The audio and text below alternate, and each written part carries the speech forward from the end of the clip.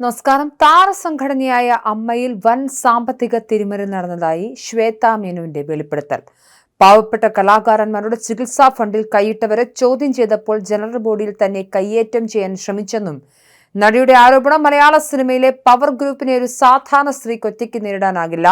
കുറ്റാരോപിതരുടെ തട്ടിപ്പുകൾക്ക് ചീത്തപ്പേര് കേൾക്കേണ്ടി വന്നതിനാലാണ് മോഹൻലാൽ പ്രസിഡന്റ് സ്ഥാനം രാജിവെച്ചു പോയതെന്നും ശ്വേതയുടെ വെളിപ്പെടുത്തൽ. നുണക്കഥകൾ പ്രചരിപ്പിച്ചാലും പോരാട്ടത്തിൽ നിന്നും പിന്നോട്ടില്ലെന്നും സോഷ്യൽ മീഡിയ വഴി നയം വ്യക്തമാക്കി താരം. മലയാള ചലച്ചിത്ര താരങ്ങളുടെ സംഘടനയായ അമ്മയ്ക്കുള്ളിൽ പുകയുന്ന ആഭ്യന്തര കലഹങ്ങളും കോളിളക്കങ്ങളും പരസ്യമാക്കിയാണ് പ്രമുഖ നടി ശ്വേത മേനോൻ രംഗത്ത് വന്നിരിക്കുന്നത്. സംഘടനയ്ക്കുള്ളിൽ ശക്തമായ ഒരു പവർ ഗ്രൂപ്പ് പ്രവർത്തിക്കുന്നുണ്ടെന്നും ആ മാഫിയ സംഘത്തെ ഒറ്റയ്ക്ക് നേരിടുക എന്നത് ഒരു സാധാരണ സ്ത്രീയെ സംബന്ധിച്ചിടത്തോളം അസാധ്യമായ കാര്യമാണെന്നും ശ്വേത തുറന്നടിച്ചു. താൻ അമ്മയുടെ പ്രസിഡന്റ് സ്ഥാനത്തേക്ക് മത്സരിച്ച അന്നു മുതൽ ഇങ്ങോട്ട് നേരിടേണ്ടി വന്ന നിരന്തരമായ സൈബർ ആക്രമണങ്ങളുടെയും വ്യക്തിഹത്യകളുടെയും പട്ടിക പരിശോധിച്ചാൽ മാത്രം മതി ഇതിന്റെ ആഴം മനസ്സിലാക്കാൻ. സംഘടനയിലെ ചില കുറ്റാരോപിതരായ വ്യക്തികൾ കാണിച്ചു കൂട്ടുന്ന വലിയ തട്ടിപ്പുകൾക്കും സാമ്പത്തിക തിരിമറികൾക്കും ഇരയാകേണ്ടതില്ലെന്നും അതിന്മേൽ ചീത്തപ്പേര് കേൾക്കേണ്ടതില്ലെന്നും കരുതിയാണ് സൂപ്പർ താരം മോഹൻലാൽ വരെ ഒടുവിൽ സംഘടനയുടെ പ്രസിഡന്റ് സ്ഥാനം തന്നെ രാജിവെച്ച് പടിയിറങ്ങിയത്.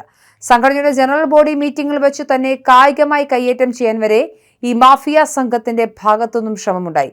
അത്തരമൊരു ഭീകരമായ സാഹചര്യത്തിലാണ് സംഘടനയുടെ പ്രവർത്തനങ്ങളിൽ നിന്നും പൂർണ്ണമായും പിന്മാറുന്നതിനെക്കുറിച്ച് തനിക്ക് ചിന്തിക്കേണ്ടി വന്നതെന്നും ശ്വേത വ്യക്തമാക്കി. അമ്മ സംഘടനയിൽ ഉള്ളവരിൽ ഭൂരിഭാഗം പേരും നിലവിൽ സിനിമകളില്ലാതെ ഫീൽഡ് ഔട്ട് ആയവരാണെന്നും ഇവർക്കൊന്നും ഇപ്പോൾ അഭിനയിക്കാൻ അവസരമില്ലെന്നും കാണിച്ച സോഷ്യൽ മീഡിയയിൽ പലരും പരിഹാസ പോസ്റ്റുകൾ ഇടുന്നത് താൻ കണ്ടിട്ടുണ്ട്. എന്നാൽ താൻ ഒരു കാര്യം പരസ്യമായി തുറന്നു പറയാൻ ആഗ്രഹിക്കുകയാണ്. അത് തികച്ചും ഒരു യാഥാർത്ഥ്യമാണ്. സിനിമയിൽ നിന്നും സ്ഥിരമായ ഒരു വരുമാനമില്ലാതെ വളരെ കഷ്ടപ്പെട്ട് ജീവിക്കുന്ന ഒട്ടനവധി കലാകാരന്മാർ അമ്മ സംഘടനയിലുണ്ട്.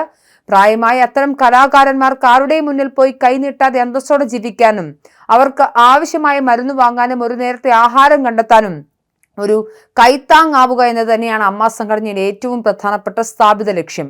ഇതിനാവശ്യമായ വലിയ തുക കണ്ടെത്താൻ വേണ്ടിയാണ് മോഹൻലാലും മമ്മൂട്ടിയും ഉൾപ്പെടെയുള്ള വലിയ സ്റ്റാർ വാല്യുള്ള മുൻനിര താരങ്ങൾ തങ്ങളുടെ വിലപ്പെട്ട സമയവും കഠിനാധ്വാനവും വിനിയോഗിച്ച് അമ്മയുടെ സ്പോൺസേഡ് പ്രോഗ്രാമുകളിൽ യാതൊരു പ്രതിഫലവും വാങ്ങാതെ പങ്കെടുക്കുന്നത്.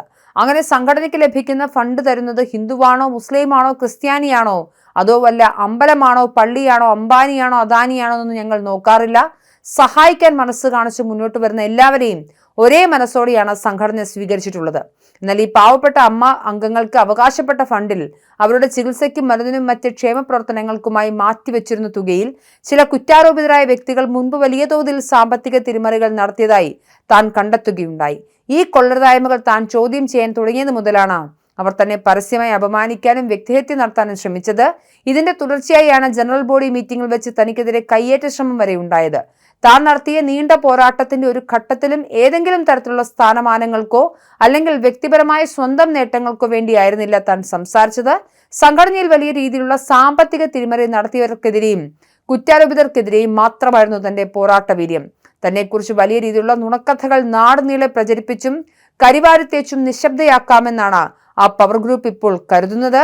എന്നാൽ തന്നെക്കുറിച്ച് എത്രയൊക്കെ നുണകൾ പ്രചരിപ്പിച്ചാലും എത്രത്തോളം അപമാനിച്ചാലും ശരി, ഈ നീതിക്കായുള്ള പോരാട്ടത്തിൽ നിന്നും താൻ ഒരടി പോലും പിന്നോട്ടില്ലെന്നും കാരണം ഇത് അമ്മയുടെയും അതിലെ സാധാരണക്കാരായ പാവപ്പെട്ട അംഗങ്ങളുടെ അവകാശങ്ങൾ സംരക്ഷിക്കാനുള്ള ജീവൻ മരണ പോരാട്ടമാണ്. ഈ വലിയ പോരാട്ടത്തിൽ താൻ ഒരുപക്ഷെ തോറ്റുപോയാലും തനിക്ക് യാതൊരു സങ്കടവുമില്ലെന്നും ശ്വേത വ്യക്തമാക്കുന്നു.